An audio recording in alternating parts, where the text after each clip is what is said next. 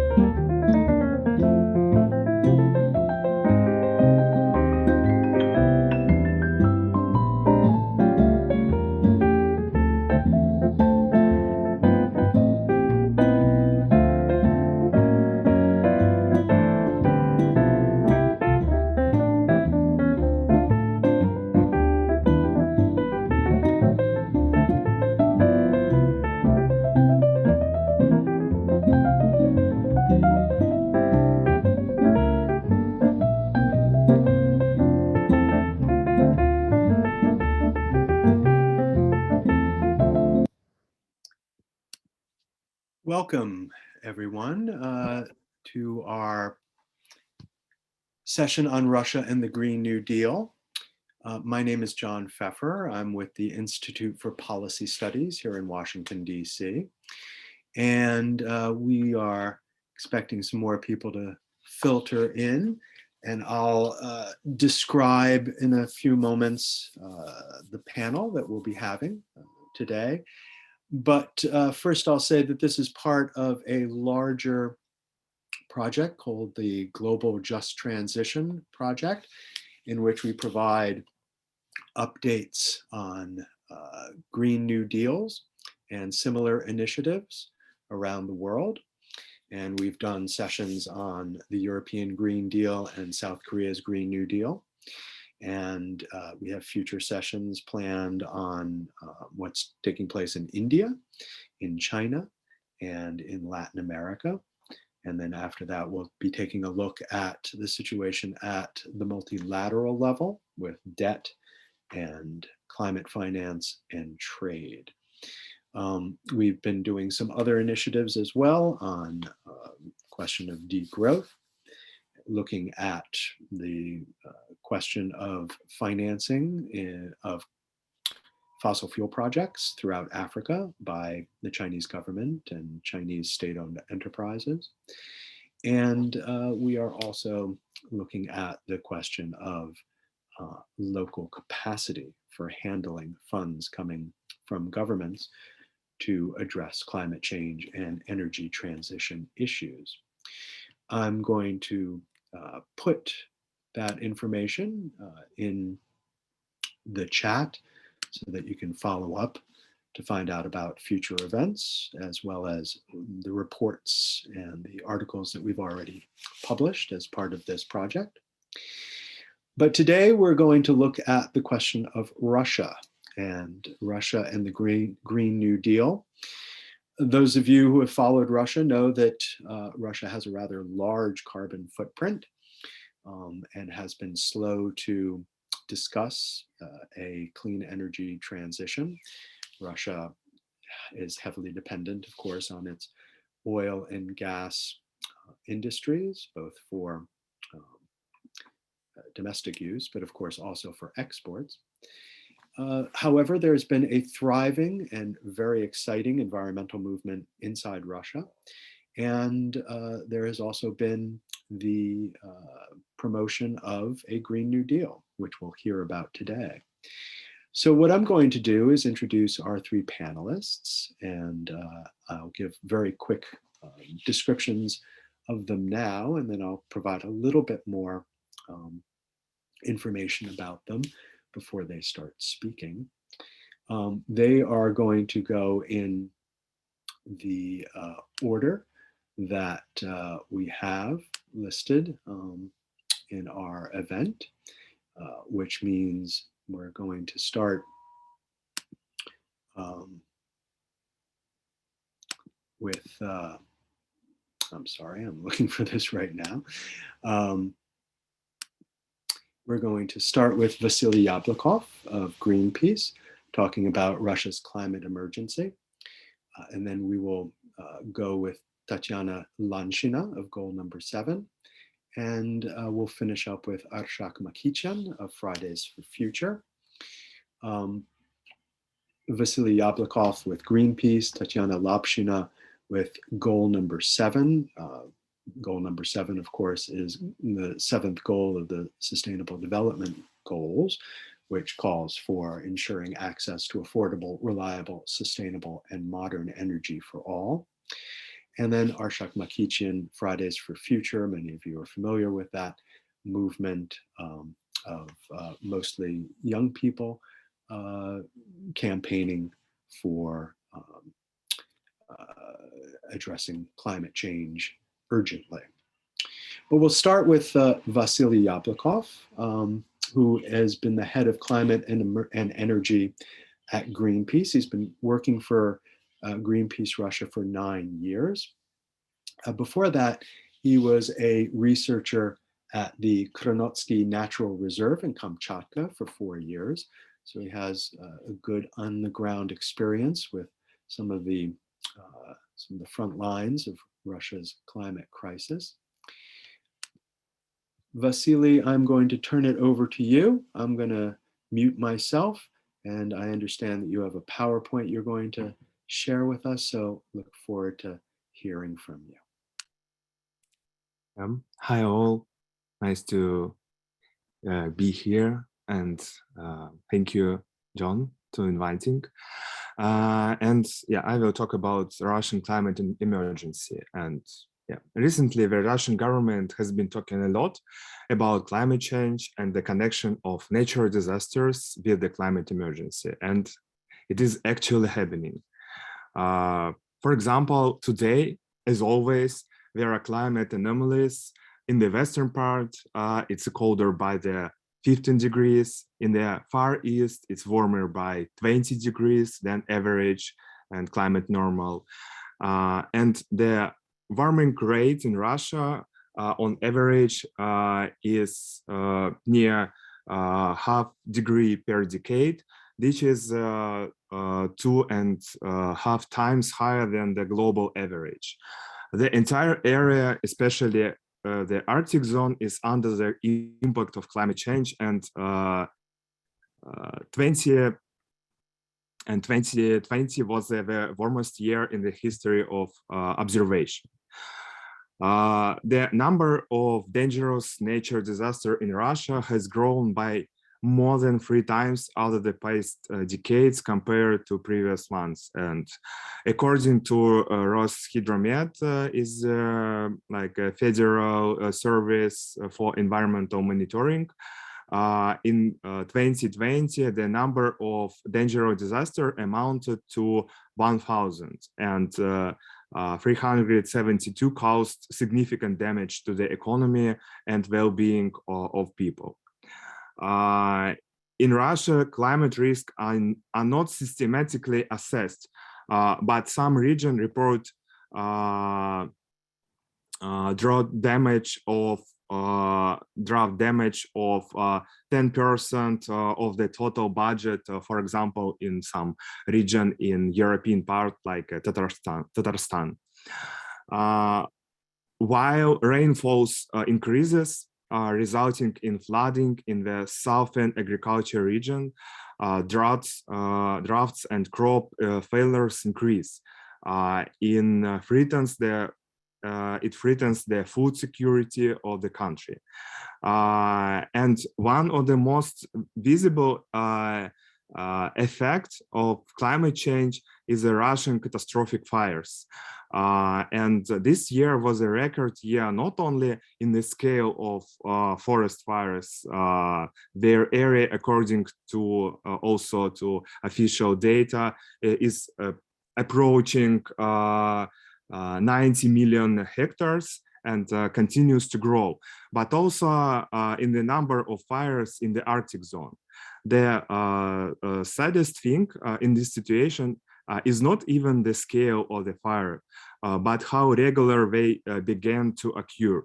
The disaster has been happening for the 4th year in a row, and the scale is growing, and experts predict that such disaster will continue possibly every year.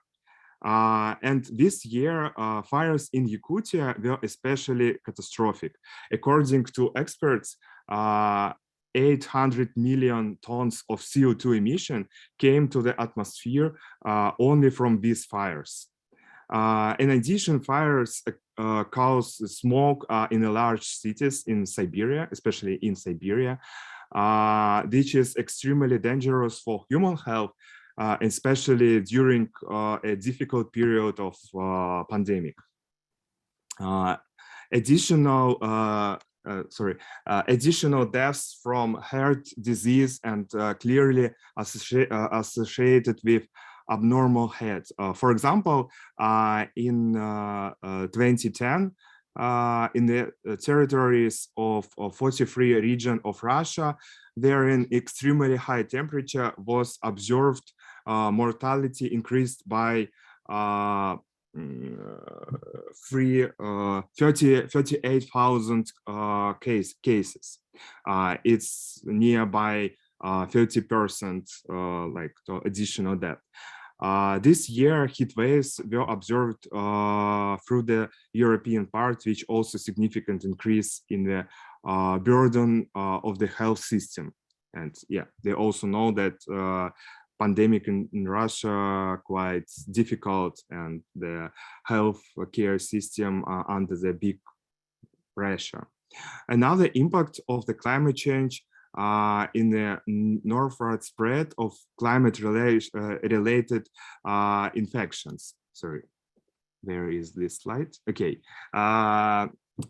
it's spread of climate related infection diseases like encephalitis, Lyme diseases, some hemorrhagic fevers. Sorry for my pronunciation of this difficult name of diseases. They were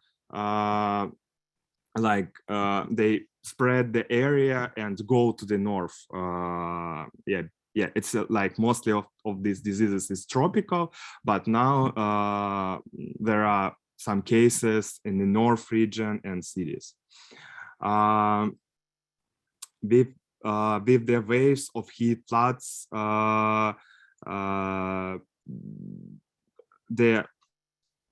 sorry, there is simultaneously with the waves of heat, floods occur. A monthly norm of rain can fall in a few days, which leads to flooding. This year, floods in the Krasnodar area and the Far East even took people's lives. On the Black Sea coast, floods were almost all summer, which caused serious damage to the tourism industry. This year, several regions of Russia declared an emergency regime, including due to severe floods, and the number of the emergency, like it was in near 40 regions in this year. perhaps perhaps one of the most unique impacts of climate change for Russia is the melting of permafrost. The permafrost cover near 60% of country, and this is a huge territory which started to melt everywhere. And this year holds the record of the size of seasonally melted layer. And the melting of permafrost leads to the destruction of the roads, oil and gas infrastructure, accidents, and oil spills. One of the reasons for the accident in the Norilsk last year was the melting of permafrost in this area. And several hundred spills occur annually, but no one knows for sure, since there is no systematic observation, because it's also a huge area. And permafrost is the frozen organics, and when it melts, a strong greenhouse gas like methane is released, and it's a huge problem because there's some expert named it like a methane bomb. This is the feedback effect. Burning fossil fuel in the world leads to a slight increase in temperature. Methane is released and the temperature grows even faster. That is why methane is released even more, and the temperature already grows very fast. Some scientists, call it methane bomb, and nevertheless,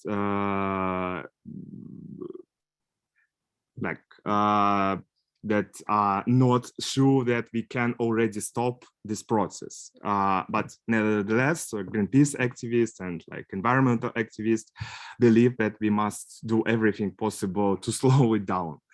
I have already talked about dangerous diseases. They also appear due to the thawing of permafrost.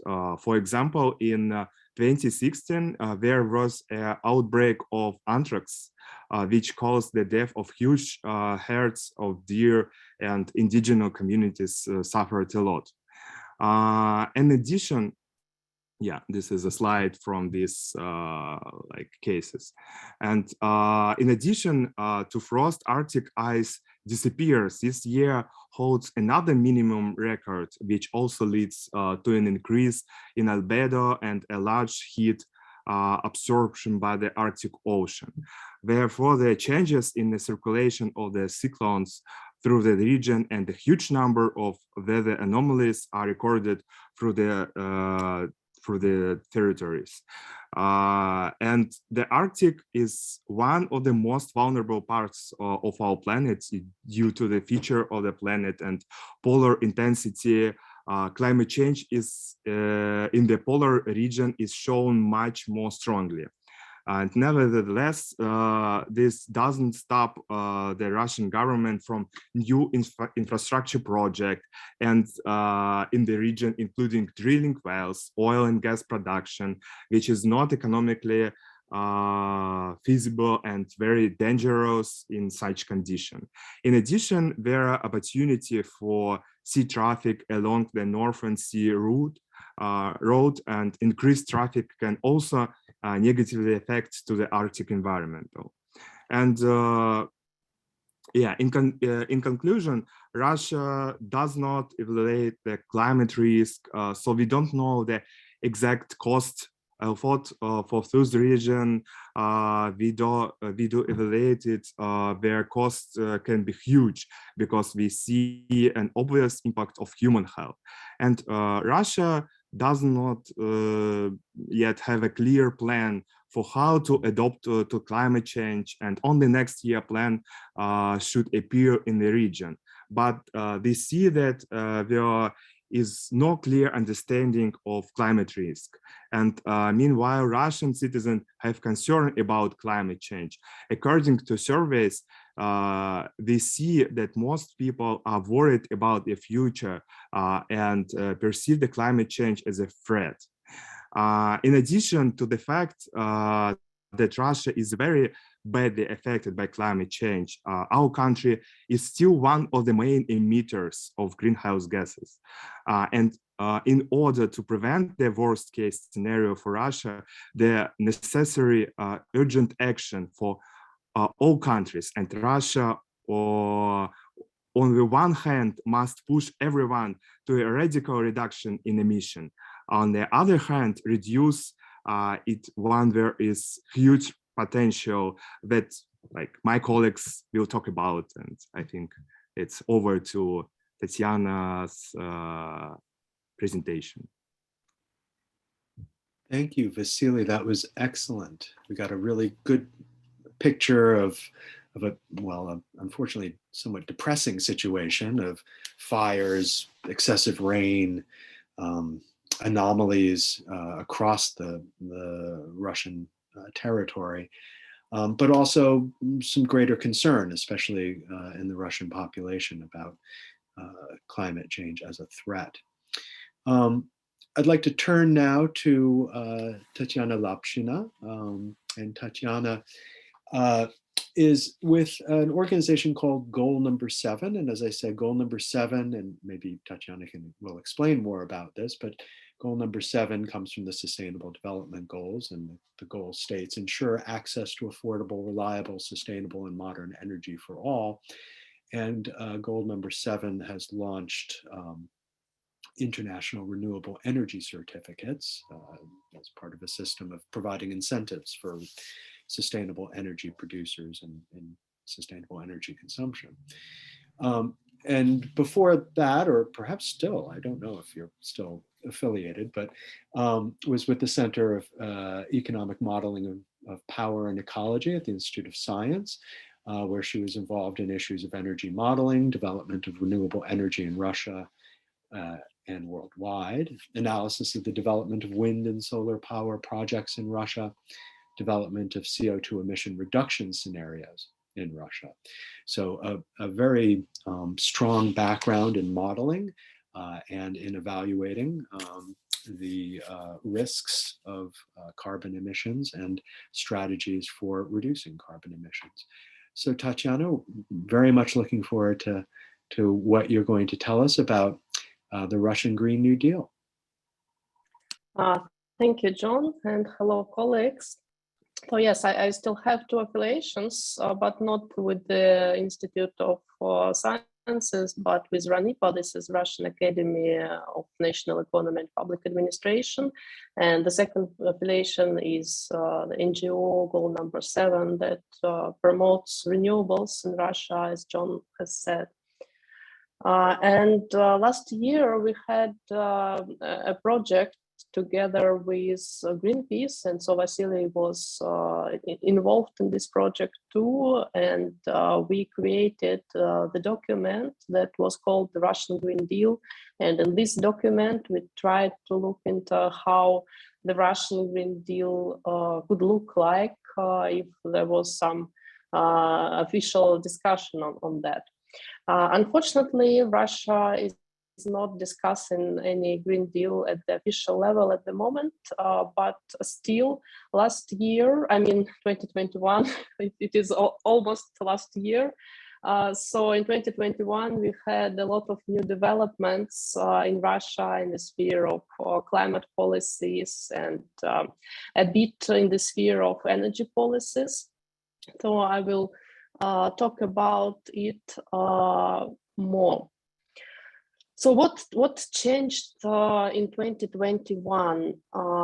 Before this year, Russia was rather skeptical about climate change and about the role of people in the climate change. But this year, a lot of new events happened, and actually the official rhetoric has changed a bit. So now Russia officially wants to achieve climate neutrality by 2060. This goal was set 2 months ago in October. And after setting this goal, Russia has already prepared a strategy for achieving this goal. This strategy is called the Strategy of Low Carbon Development up to 2050.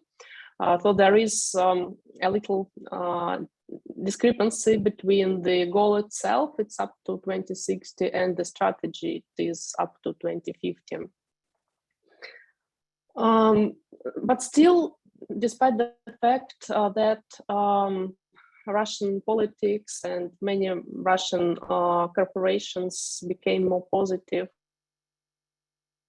about climate change and about the need to combat climate change, still we have a lot of strategies that were adopted recently.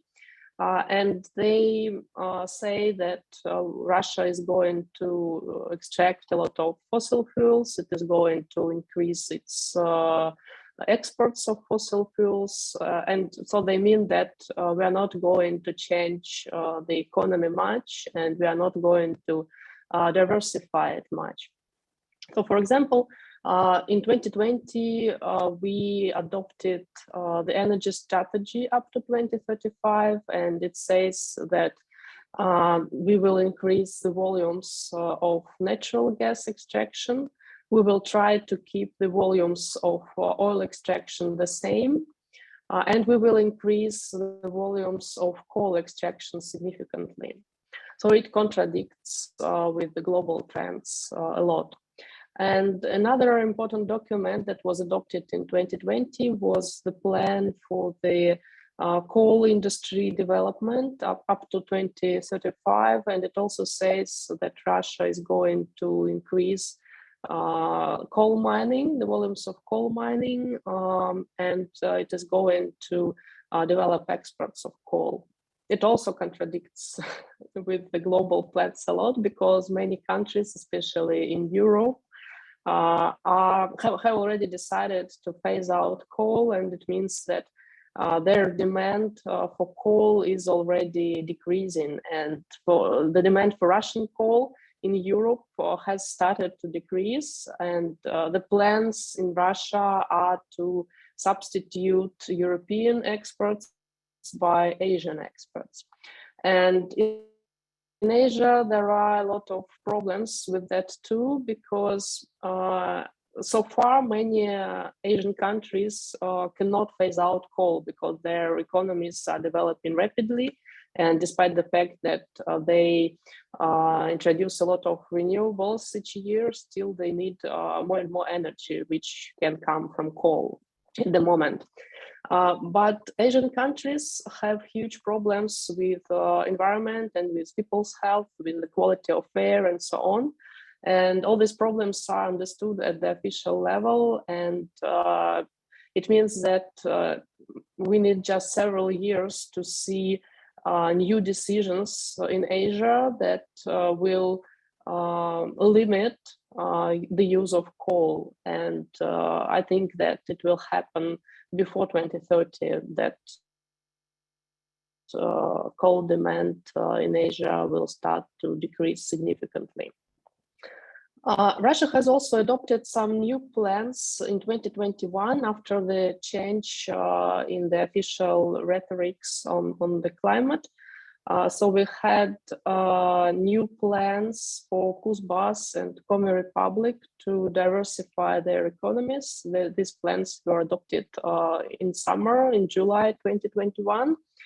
It is a very good sign that they have been adopted, but anyway, they are too concentrated on extracting something and on traditional industries, and they do not foresee any green development or any change to the environment and to any shift to sustainable development.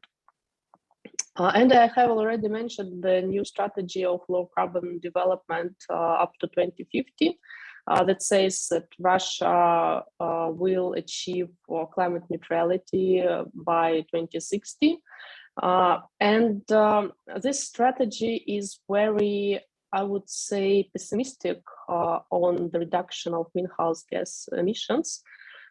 It says that Russia will mostly achieve its goal on climate neutrality by absorption through forests. So it means that Russia will just calculate its absorptive capacities. This document foresees the decrease of greenhouse gas emissions only by 14% by the mid of the century. And it is in the optimistic scenario.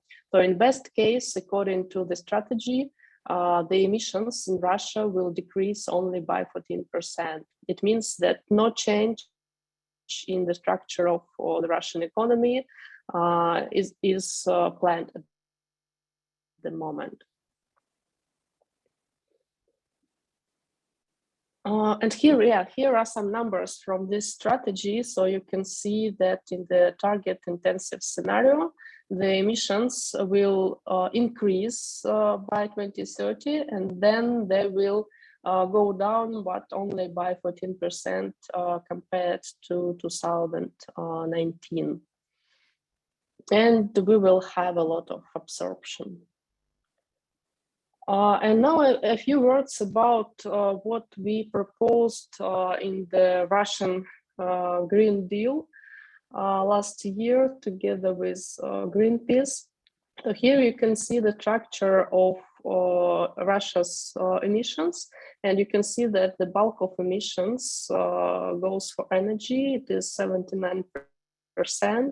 And it is like in most other countries of the world, so about 75 or 80% of all emissions in most countries come from burning fossil fuels.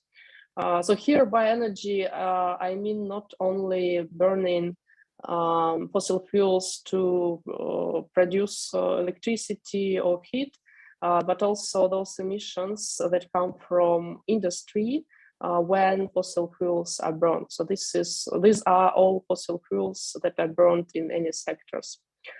And other sources of emissions are industrial processes, agriculture, waste, and that's it. So what does it mean? It means that if we want to substantially decrease emissions, we must emphasize the energy sector and fossil fuels. It means that clean energy and energy transition are necessary to achieve the goal of climate neutrality. And this is why that was our priority in our document, Russia's Green Deal.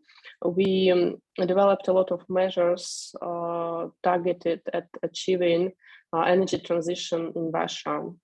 And the second important aspect is circular economy that could help to decrease emissions, industrial processes in the waste sector, and so on. Of course, circular economy intersects a lot with renewable energy, for example. So renewable energy is also part of circular economy.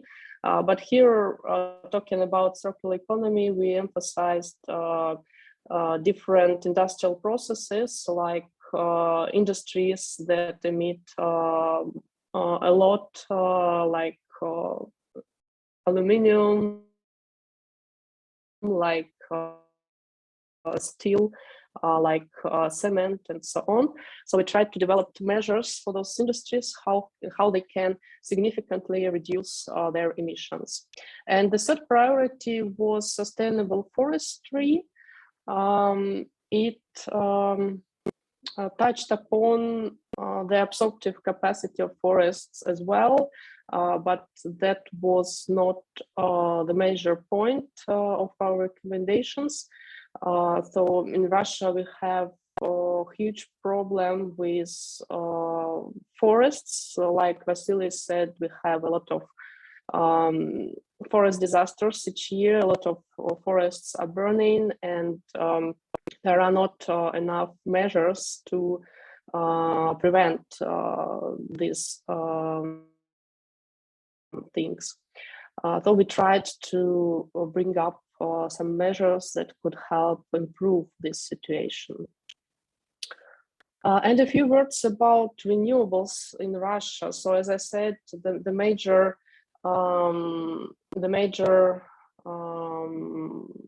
thing to reduce CO2 emissions in Russia is to change the energy sector, and Russian energy sector has a very low share of modern renewable energy sources like wind and solar. So at this slide, you can see that in most largest economies, wind and solar already play a significant role in the energy sector.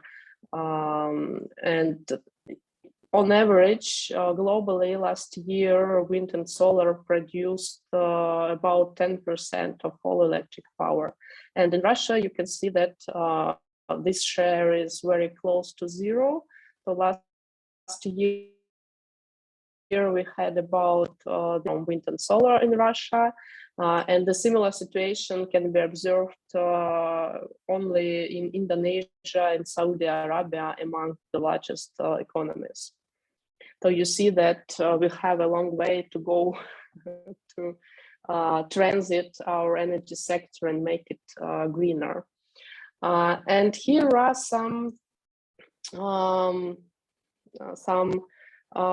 goals for the clean energy sector. So we proposed that by 2030, the share of renewables, not including hydropower, should increase up to 20%. And we should have about 10% of renewables in heating and cooling sector. And by 2050, we should aim to 100% of renewables. And also energy efficiency is a very important problem in Russia. So in Russia, the energy intensity of GDP is about 50% higher than on the average globally. So it means that we should make a lot of effort to decrease the energy intensity of the Russian GDP. And here are some proposals, what goals could be set for that.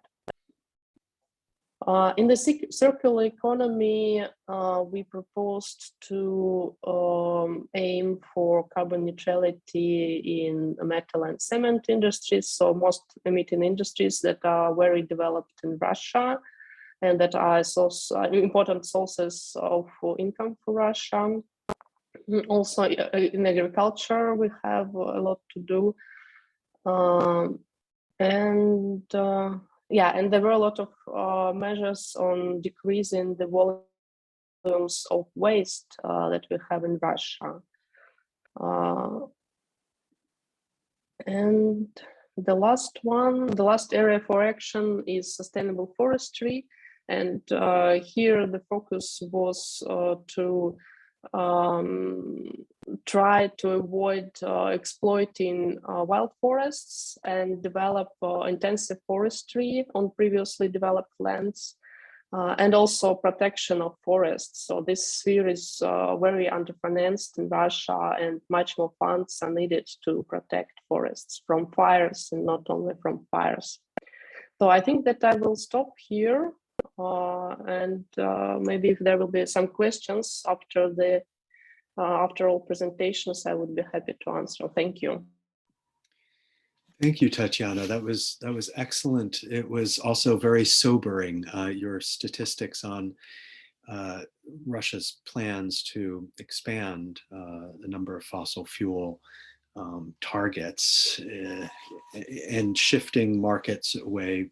For instance, coal purchases from Europe to coal sales to Asia is very sobering.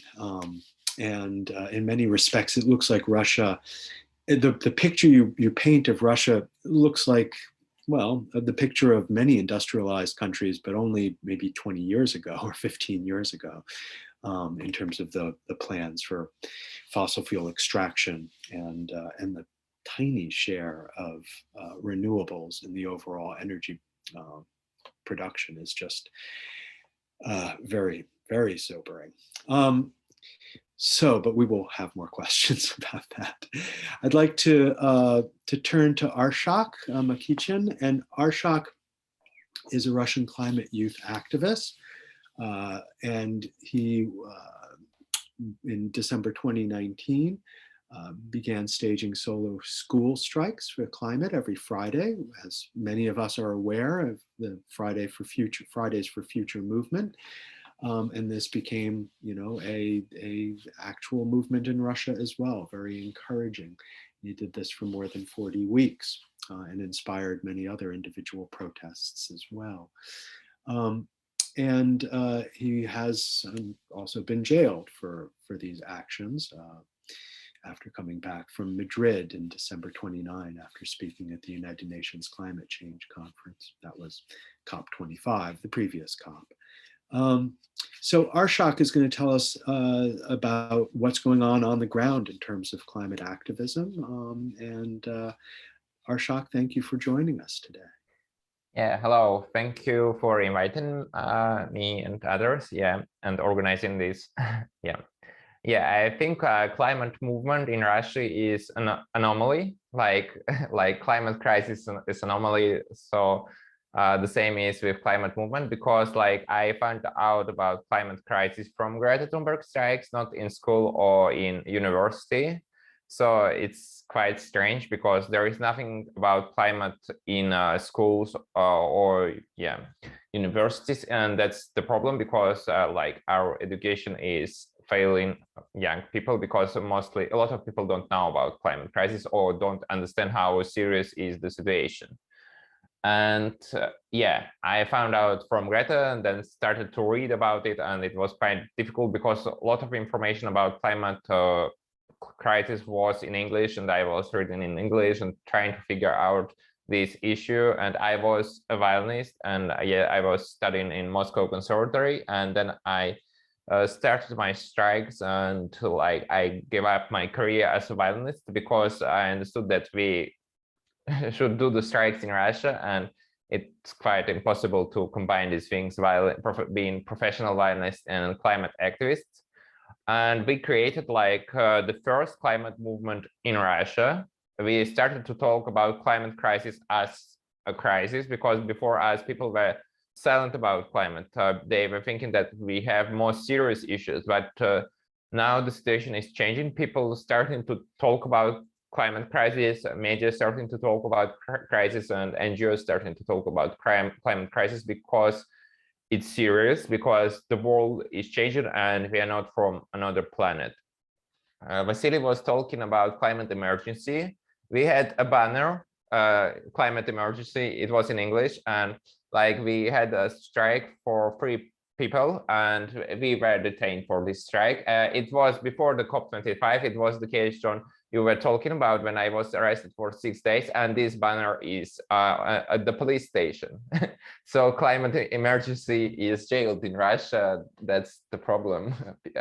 The problem is that our governmental media are silent about climate crisis. Like mostly our media owned by the government or by fossil fuel corporations, so they are lying to people about climate crisis. And if in the world, in different countries, like media reporting the different problems like wildfires, floodings, or desertification, and they talking about climate because it's connected.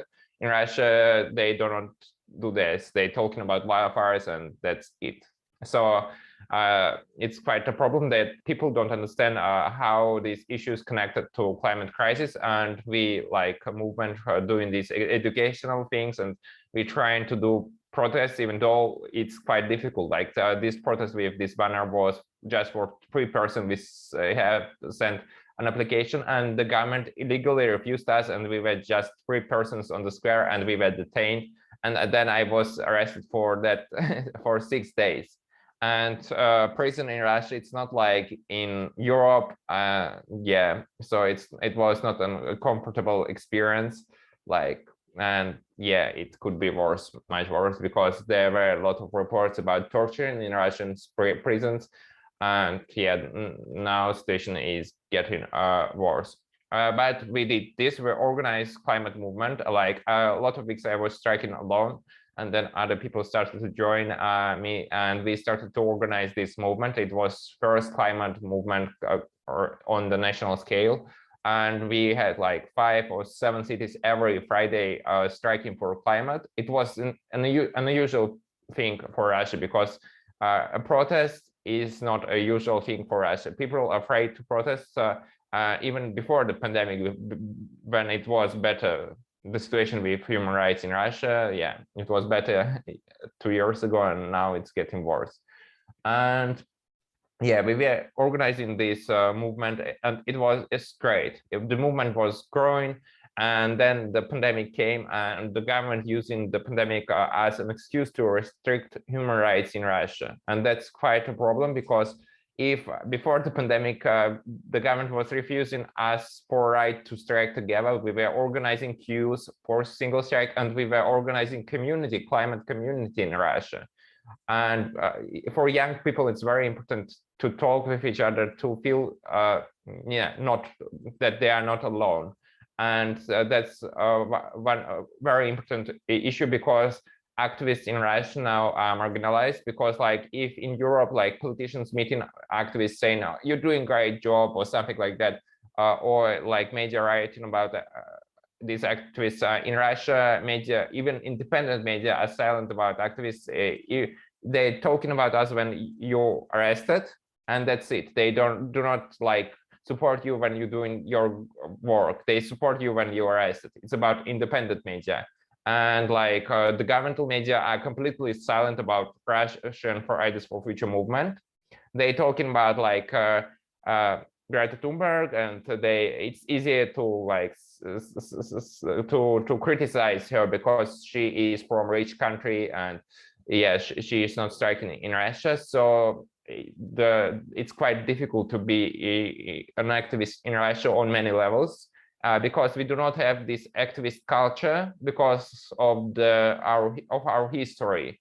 Like we had quite terrible history during 20th century. So yeah, but we're trying to start this, and like the situation is changing because young people are different. They're not like like yeah, the generation before us. They are afraid because like a lot of people are jailed, and they feeling this, but they want to change something because it's our future, and because like if you're a young person in Russia, you don't do you feel that there is no place for you in Russia. So a lot of people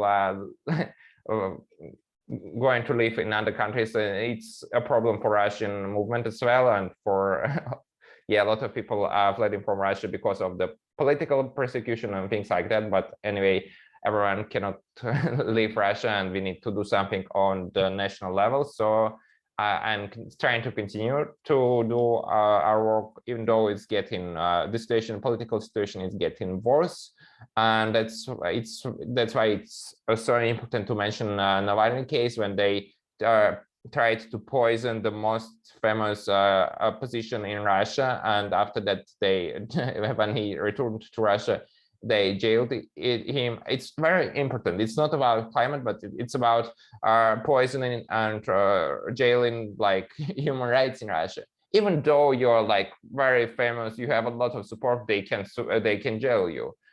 So this situation is influencing young people because they starting to feel unsafe them in this country, and it's a real threat for everyone. So people starting to be afraid, even big NGOs starting to be afraid for their safety, for their existence, because a lot of like most of the independent media were declared foreign agents in Russia. So so they were the ones they were writing about climate crisis, yeah, and now they are mostly foreign agents, and it's quite difficult for them to exist. It's quite a problem because like other medias are owned by the government or by fossil fuel corporations, and so it's quite difficult to to do something, even though yeah, you're not an activist, you're a big media, but you are a foreign agent, and yeah, it's quite difficult for you as well.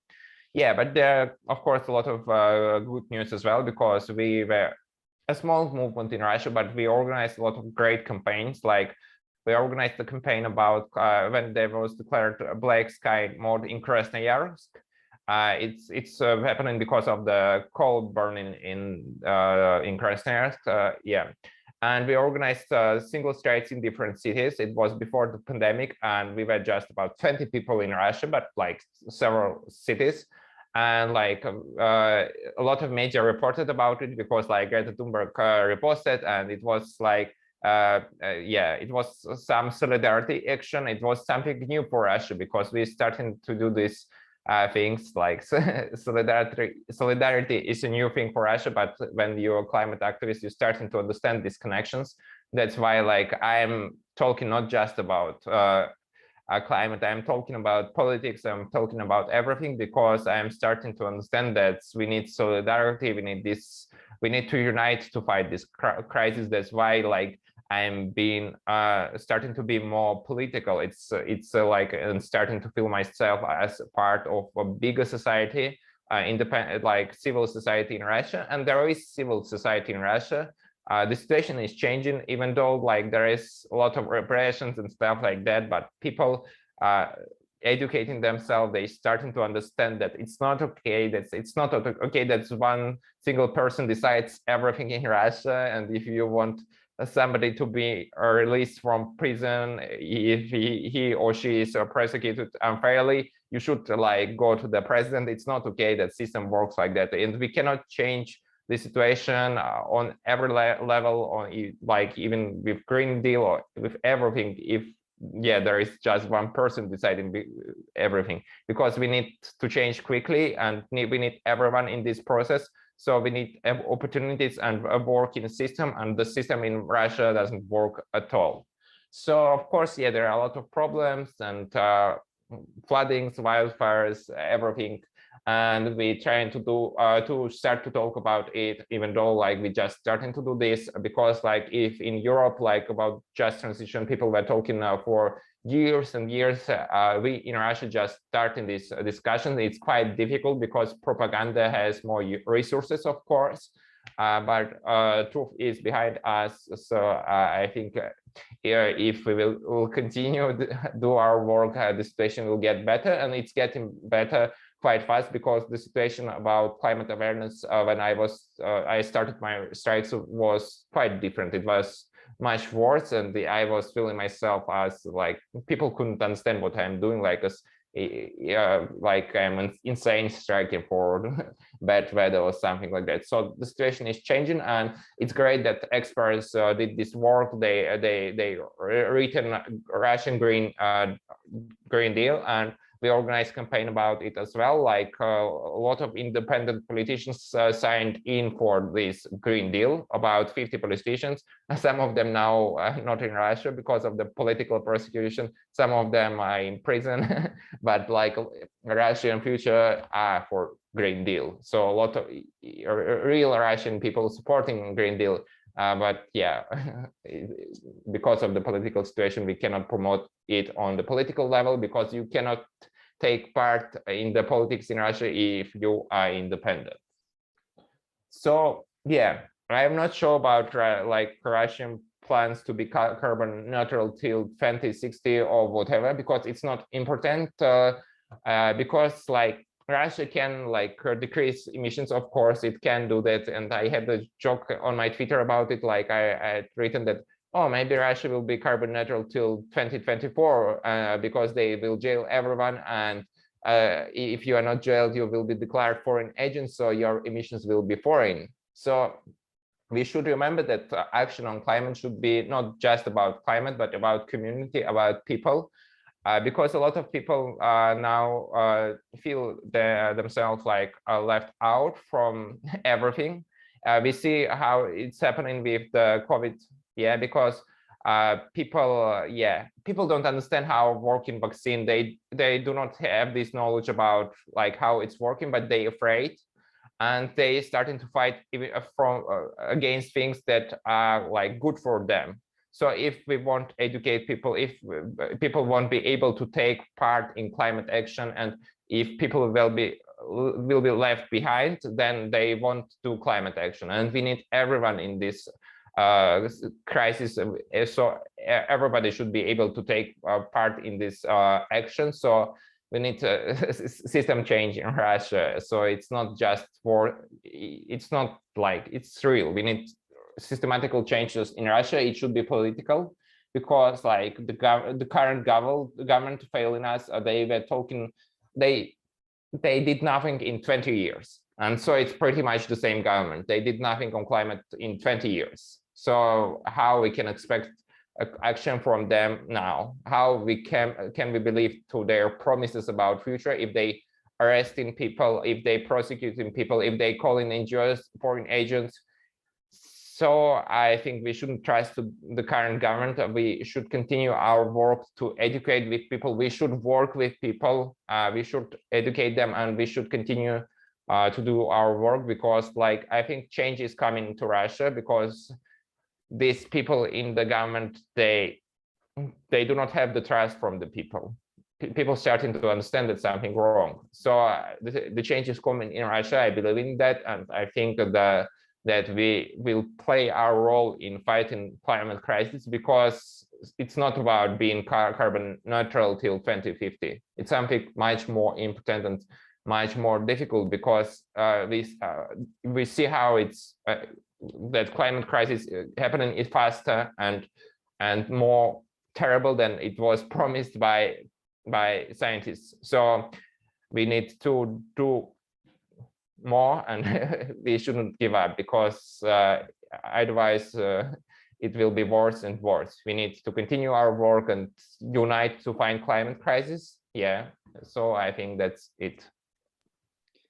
Thank you, Arshak. That was inspiring, and even though you had some pessimistic things to tell us, I think your message about solidarity and about working together inside Russia to affect change is an inspiring message. I want to encourage people to ask questions.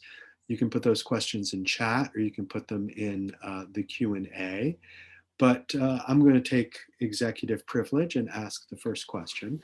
And my first question is about where change is coming from inside Russia. And on the outside, many of us only focus on Moscow and sometimes maybe St. Petersburg.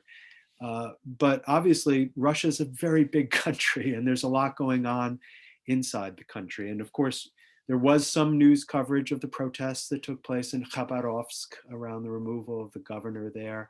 We've heard, obviously, reports from other parts of the country about protests. So my question is about change coming from the regions. And do we have some reports you can give us of regions, cities, that have taken positions that are different from the federal government, either because of the conditions on the ground, because they're facing, surges in temperature or rainfall. But are we seeing regional alternatives, regional programs that are different from what the federal government is offering? And I'll go first to Tatiana. I think, Tatiana, you had told me earlier about one region that had adopted a somewhat different approach on energy issues.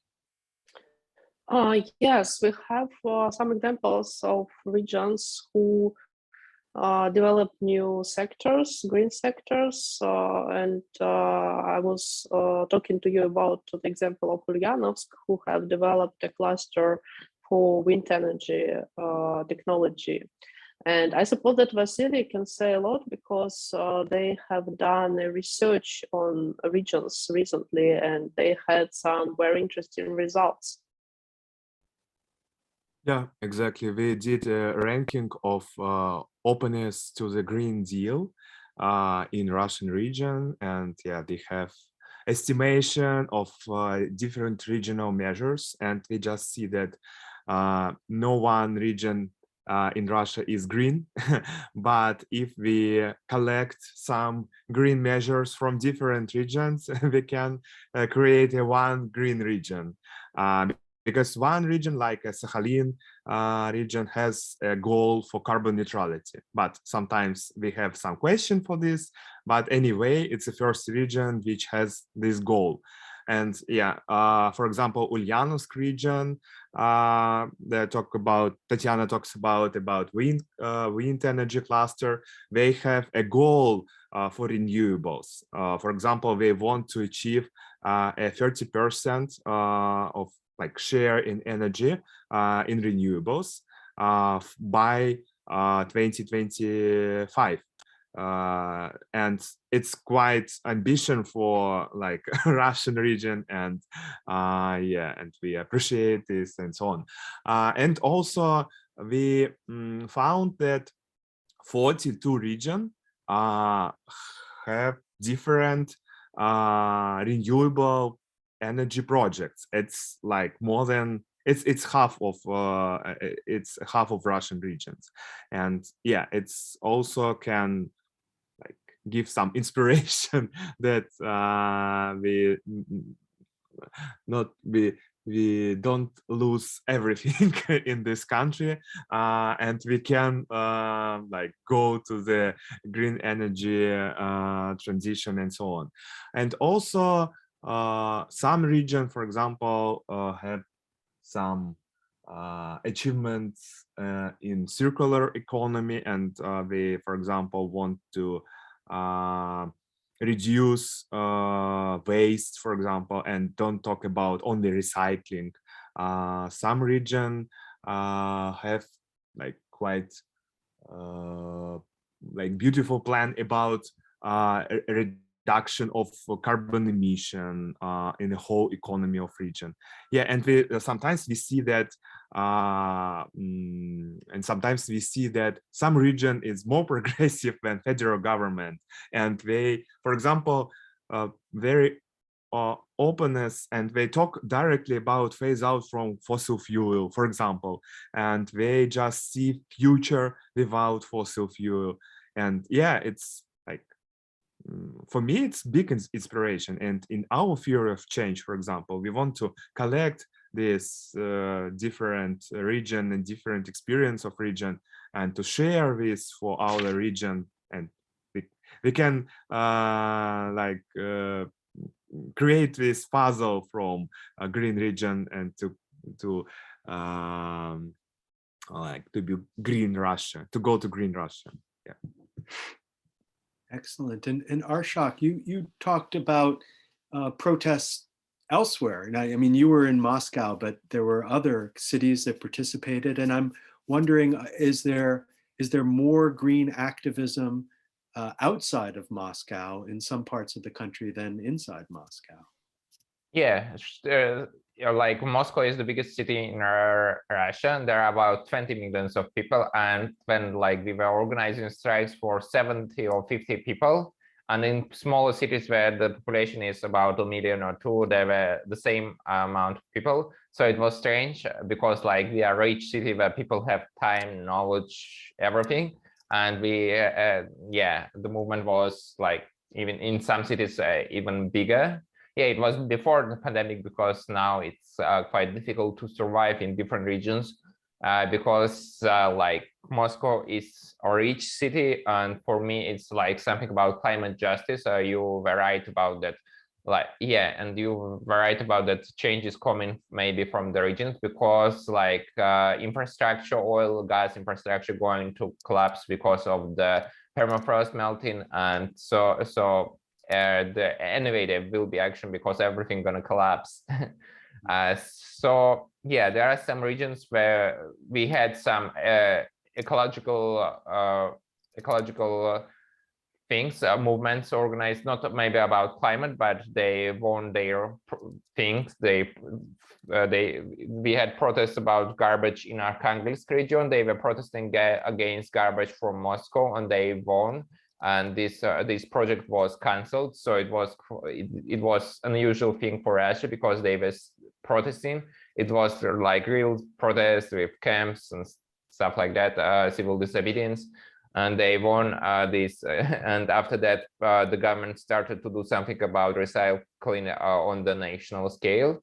So it was quite a victory for environmental movement in Russia. And there was a victory in Bashkortostan when they were protesting against destruction of their, it's something like a mountain, and they were protesting against extraction something from that, and they won. And so there are some victories in Russia, and like if like there are victories just in environmental protests. If your protest is political, it's quite difficult to have a victory. But if your protest is environmental, it's sometimes it's happening and people are already having some victories about it. So there is hope that the change is coming, because like climate crisis is happening and it's influencing the regions differently, because some way it's desertification and it's terrible. People can't earn money because they depend on earth.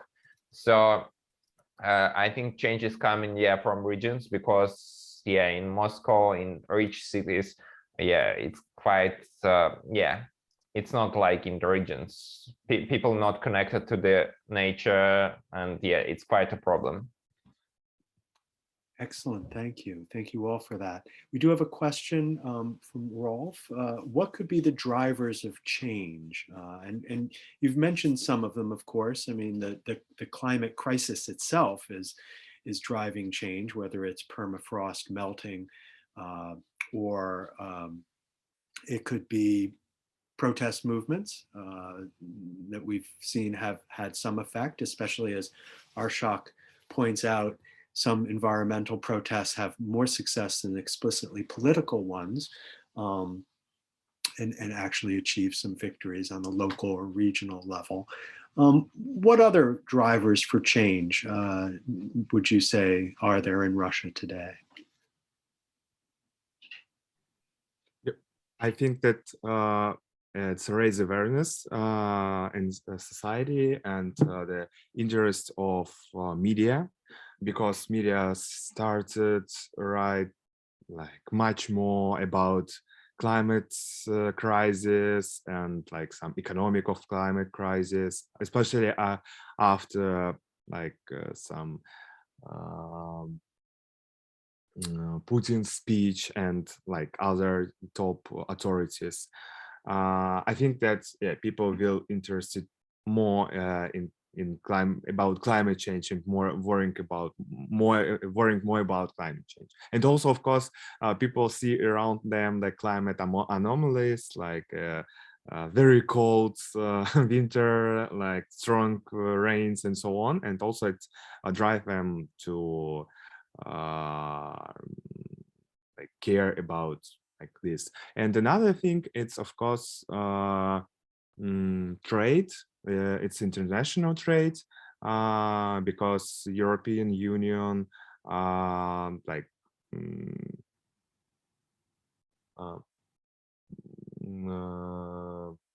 how to say, introduce some border tax and like some other measures for like carbon regulation and pricing of like carbon. And yeah, of course, the Russian business care about this too, and push the government to do something, because if because we can pay this price of carbon in Russia, not to pay, for example, and don't lose the possibility to to sell some our resources in European market. Yeah, maybe Tatiana can change also about this. I would strongly agree with the trade aspect. So yes, CBAM is influencing Russia a lot, and also maybe not only CBAM, but just different voluntary initiatives and the demand from foreign partners and foreign investors for Russian companies to decarbonize. So many investors and many partners are willing to make any business only with those companies that do something to reduce their emissions. And I would say that economics is maybe the strongest motivation in Russia to decarbonize and to combat climate change. And the situation is very favorable for that. So wind and solar energy is the cheapest globally at the moment. And this year in Russia, we had an auction for new solar and wind power plants that will be built in several years. and it showed very low price for wind energy in Russia. It showed that in Russia, wind power plants can produce renewable electric power just for 1.7 rubles. And this is cheaper than electric power in the wholesale market, even including the capacity payments. So it means that in several years, wind energy will be totally competitive in Russia. That's interesting, because that suggests that that cities or regions could make their own decision that based on the price of electricity, they will invest in wind to make their own city or their own region more sustainable. And it's kind of a decision not to stand against the federal government politically, but a decision to embrace cheaper electricity locally. So that's very interesting. And I should add that they were talking, both Vasily and Tatiana were talking about CBAM, which is a carbon border adjustment mechanism, part of the European Green Deal, which would effectively, although it's not described this way, but effectively apply a tariff to goods coming in from outside if they are dirty in their manufacturing or production. And Russia, of course, exports a good amount of stuff to Europe, including fossil fuels, including, as Tatiana said, coal. And so the CBAM would affect Russia a great deal. So as a driver, pressure on Russian businesses and pressure by Russian businesses, I think, could be very powerful indeed. Arshak, did you have a response to that question as well?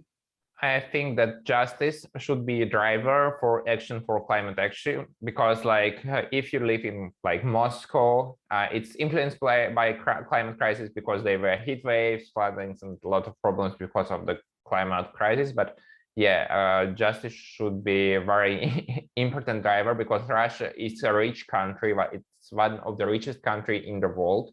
We are on the first place for water supply, and so we should play our role of saving the planet, I think, and other nations against the terrible economical and societal consequences of climate crisis. So we should talk more about justice, because when you talk about economy, it's kind of strange, oh, our world is gonna collapse and maybe we should do something because our economy won't do well. So I think we should talk about justice, and our future is at risk. So for me, it's about justice, because I think young people deserve to have a future. So I think it's not about economy. It's not about things like that. Yeah, of course, for the business and for the government, it's quite a point, because they don't care about people. But I think we shouldn't forget about people. Excellent. Yes, that's, I think, a critical point. I mean, it's interesting, and I'd be interested in hearing what you think about this. Obviously, in the past, during the Soviet period, the Soviet Union thought about justice in a certain way in terms of building solidarity relationships with revolutionary movements, as well as movements that were considered to be sympathetic to the Soviet Union.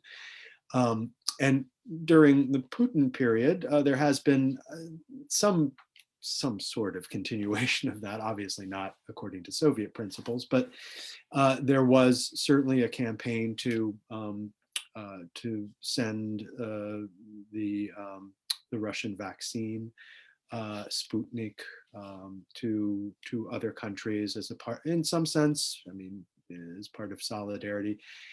I'm curious whether there is a possibility that even the Putin government could see this as an opportunity to gain allies and stronger relationships with other countries through energy, but not the traditional energy. I mean, right now, obviously, Russia supplies a lot of fossil fuels, either on a concessionary basis or through trade.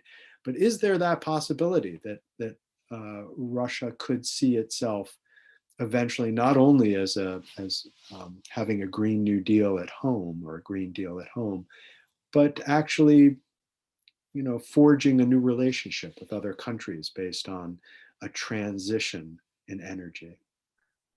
Russia was trying to promote nuclear energy, but we know that it's not a real solution. It's expensive, and yeah, it's a false solution.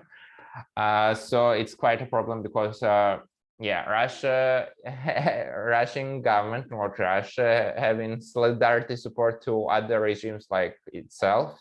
They help into Belarusian regime, and it's wrong because we shouldn't help to dictators to have more power and yeah, and to repress their own people.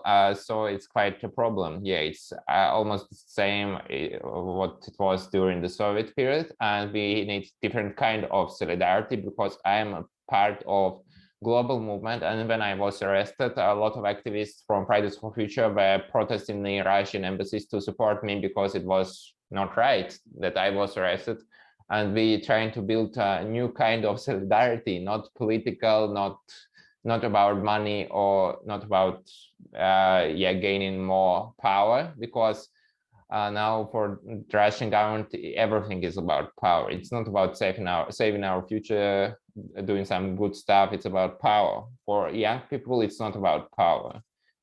So I think we need different kind of solidarity, and we have this solidarity because we have this global movement and we supporting each other with doing this work on the global level. So yeah, Fridays for Future is great, and we have these great things and we need them. Excellent. As we head toward the end here, I did want to ask a question about whether there are people in the Russian government, either at the federal level or in the regions, who could be the basis for an energy transition inside Russia. In other words, they might even be quiet. They might not be completely open about their sympathies, but are there such people? I mean, again, thinking back to, say a Gorbachev who was in the regions formulating his ideas about reforming the Soviet infrastructure and the politics of the country. Is there a green Gorbachev somewhere in Russia today who's inside the state, perhaps even inside Putin's party, United Russia, but who might be a force, if not, I mean, obviously we don't want to rely on one person. That has always been a mistake, but is there such a figure or such a force inside the Russian government?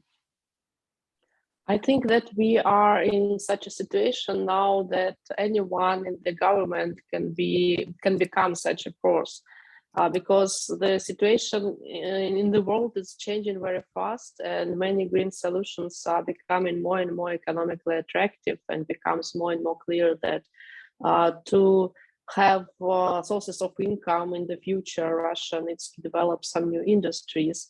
And I think that this understanding is going only to grow in Russia. And so now, yes, we are not planning an energy transition, but it doesn't mean that in several months or in a year, we are not going to have a complete change of the situation. Like with the carbon neutrality goal, very few people could imagine a year ago that Russia would set such a goal by 2060, and now we have it.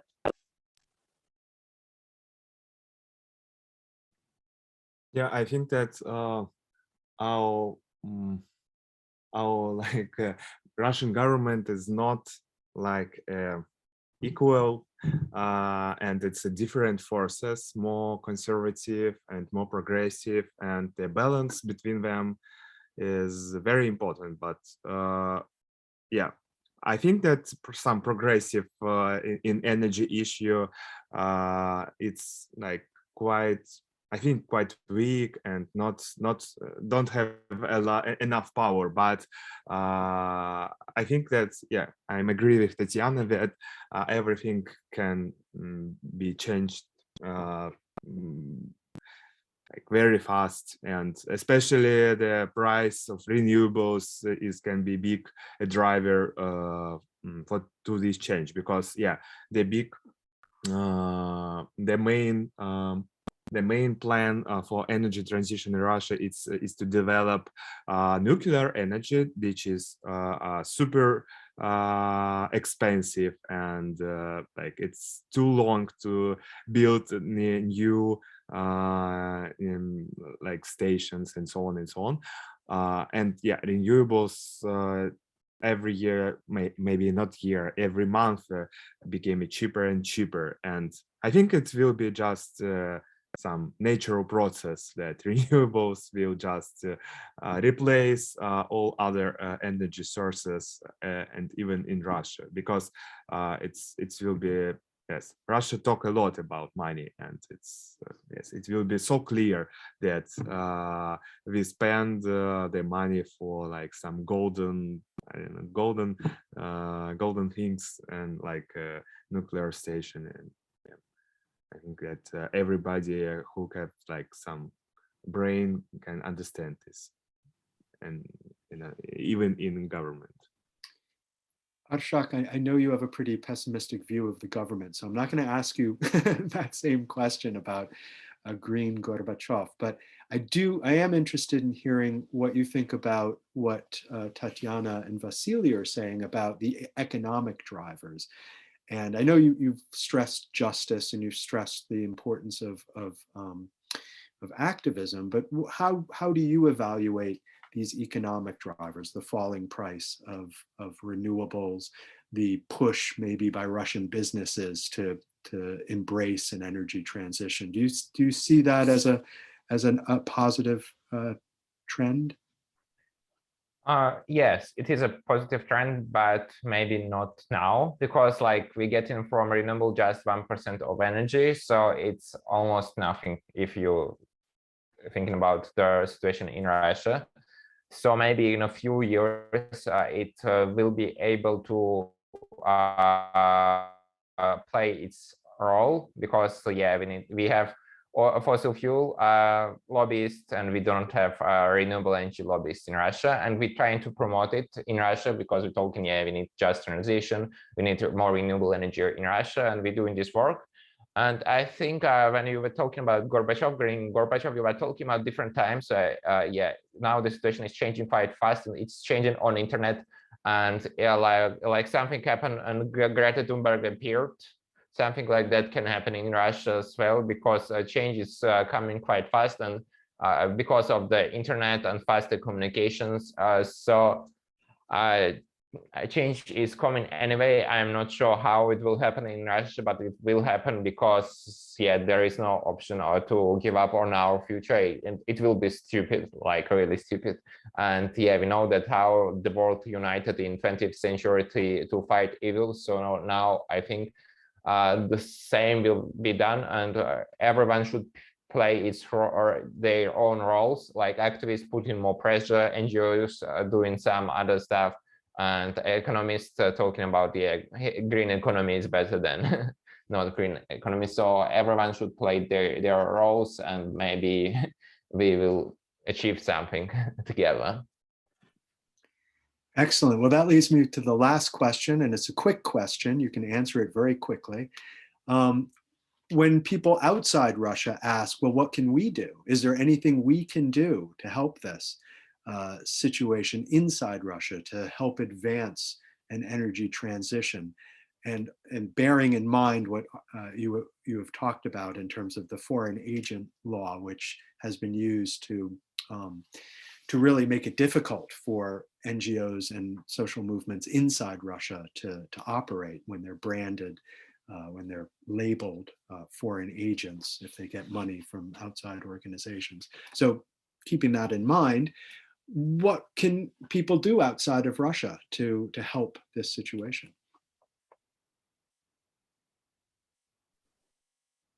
I would answer as an economist, create new economic opportunities for economic cooperation between Russia and other countries that might be interesting for the Russian economy.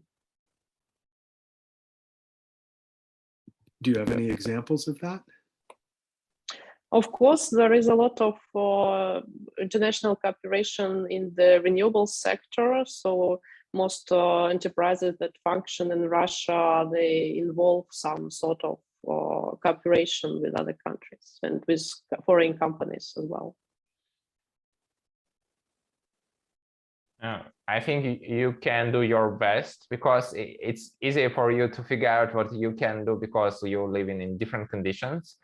And yeah, like a lot of my friends, activists, like moving to other countries to have better education than I do, and I'm doing the grassroots work in Russia. So a lot of people are trying to educate themselves, and I think they know better than I do what you can do to change the situation in Russia. So I think you know better.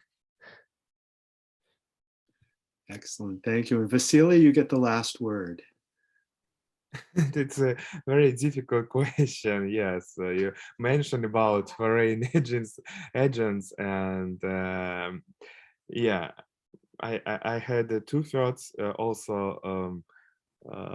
Like which Tatiana, I can support which Tatiana thought about, to support like some green initiatives in Russia, and also to create new business opportunities, and don't like afraid the Russian business, and like maybe to help us to like improve and develop our green technologies.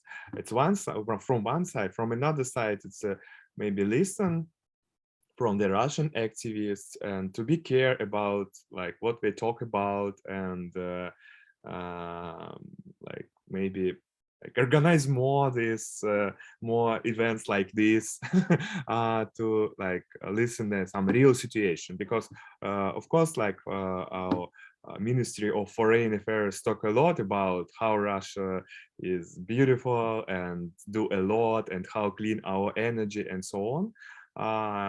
Yeah, and we can provide like another alternative picture of Russian, and what we can what we suggest what we can do for like, a green transition and like green development and green future.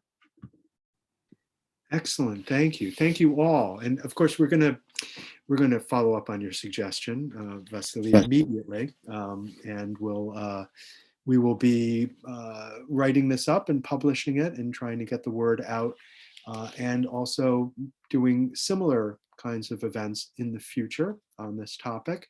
So I'd like to thank you all. I'd like to thank, of course, the presenters first for their excellent contributions. And I'd like to thank everyone else who has joined us today, both here and on Facebook Live. And please follow the link in chat if you want to find out about future events. So thank you, and I'd like to say goodbye. Take care now. Thank you. Thank you.